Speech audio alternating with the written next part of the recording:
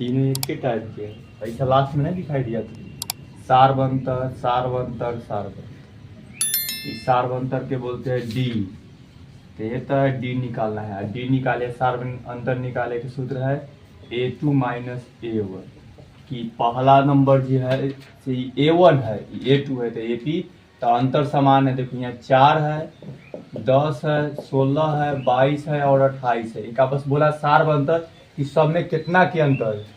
तो बस देख लो, इधर जाकर देख रहा था इधर 6 बढ़ रहा है, तो ये 6 का आंसर होना चाहिए। और कभी कभी ऐसे निकालते तो गड़बड़ हो जाता है, लेकिन सूत्र होता है सारबंतर को बोला जाता है डिफरेंस, और डी होता है, डी के बाद सूत्र होता है A2 माइनस, यानी कि नियम है कि दूसरा में से पहला के घटाएंगे। तो दूसरा कितना है 10, तो 10 में से घटाएंगे किसको, 4 को। तो कितना आएगा 10 में से 4 घटेगा तो 6, तो इसका आंसर 6। ये सारबंतर पूरा उतारल है ना, आंसर लगा ले।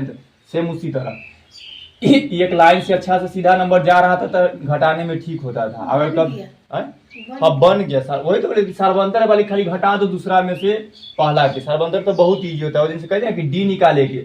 जब कई बार n माइनस डी की सूत्र लगाते थे तो इहो में तो डी के मान निकालते थे। तो डी के मान कैसे निकालते थे, यही ना कि दूसरा में से पहला के घटा के। तो वही तो सारबंतर डी है। तो डी निकाले के नियम यही ना है कि दूसरा में से पहला के घटा, दूसरा 10 में से 4। अगर कभी ये क्वेश्चन ऐसे रह जाता 20, 15, 10, इसका सारबंतर निकालते तो दूसरा में से पहला के घटाते। तो इसका दूसरा कितना है, ये क्वेश्चन बना रहे हैं। तो इसका दूसरा है 15, तो 15 और माइनस के चिन्ह क्या लिखे के है 20। तो इस बार देखो 15 में से 20 घटा दे के, यानी माइनस है तो घटा तो होबे करे, लेकिन बड़का में से घटा होगा। तो 20 में से 15 घटेगा तो 5, लेकिन माइनस के चिन्ह लगेगी बड़का के, आंसर आ जाता -5। तो तखनी अगर हमको देखते रहना कि बड़का में से छुटका करे तो माइनस के चिन्ह लगाना है किधर से, आयका में न माइनस के चिन्ह लगाना था, क्योंकि सही था।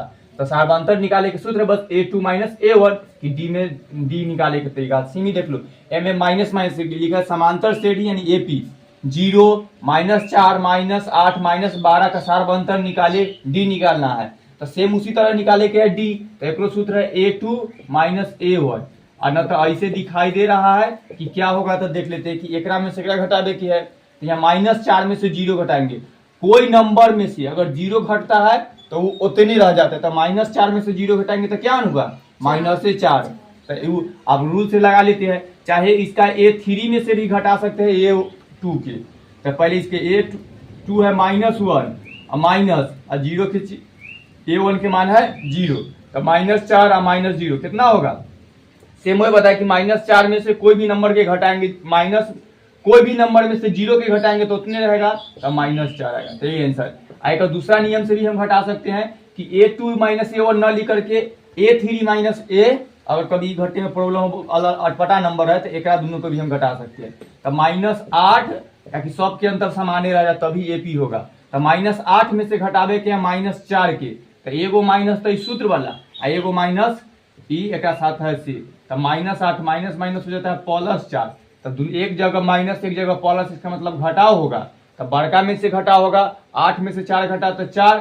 अब दोनों में से बड़का कौन है 8, तो 8 के पहले माइनस है तो माइनस लगाएंगे। पहले देखो दोनों जगह -4 आंसर आया है ना, तो बस -4 लगा देंगे। सेम उसी तरह समांतर श्रेणी -10, -6, -2 और 2 का सारबंतर निकाले। सेम उसी तरह A2 माइनस A1, A2 के मान कितना है -6, एगो सूत्र वाला A1 के मान कितना है -10, एगो माइनस। देखो से ए ले ली यहाँ पर बताया कि देखो जब दोनों जगह माइनस रहे बनाई भी है कहता कि -6 एक जगह माइनस देते यहाँ हो जाता है +10।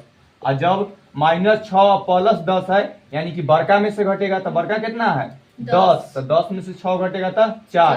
अब बड़का के पहले कौन सा चिन्ह है प्लस के, तो यही तो प्लस लगा कुछ न लगाएंगे। तो देखो एगो माइनसो वाला है, प्लसो वाला है। हमारे आंसर क्या आया है प्लस में, तो प्लस वाला टिक लगाएंगे। एगो में प्लसो वाला था माइनसो वाला, तो एक आंसर आ रहा था माइनस, तो माइनस में लगाए, एक प्लस में, इस तरह से।